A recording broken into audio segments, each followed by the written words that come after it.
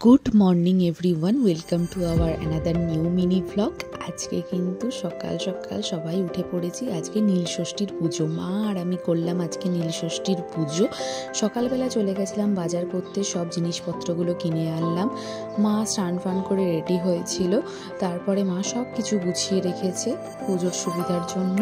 তোমরা কারা কারা নীলষষ্ঠীর পুজো করেছো আর কিভাবে করেছো অবশ্যই কমেন্ট বক্সে জানিও। আমরা তো এইভাবেই পুজো করলাম।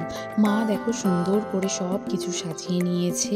শিবরাত্রির দিনটা আমি তো মিস করে গেছি, কিন্তু নীলষষ্ঠীর দিনকে খুব সুন্দর করে জল ফল ঢেলে পুজো করেছি বাড়িতে।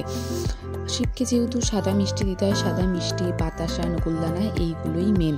তো এইগুলো দিয়ে আকন্দ ফুলের মালা, ধুতরা ফল, ফুল এইগুলো দিয়ে 5 রকম ফল দিয়ে সুন্দর করে আমি আর মা পুজো করে নিয়েছি। আর এইখানে আর একজনকে দেখো পুরো ফার্স্ট টু লাস্ট ও পুজোটা দেখবে, আমাদের সাথেই থাকবে আর ঠাকুর ঘরে বসে বসেই দুষ্টুমি করবে। তো কি করব, ওকে নিয়েই আমরা পুজো করলাম। আর আমাদের সাথেই বসেছিল, খুব একটা বেশি সেদিনকে দুষ্টুমি করেনি, এটাই যা। তারপরে মা আমাকে সুন্দর করে পুজোর পর প্রসাদ দিয়ে দিল, বাতাসা, আঙুর আর চরণামৃত খেয়ে নিলাম।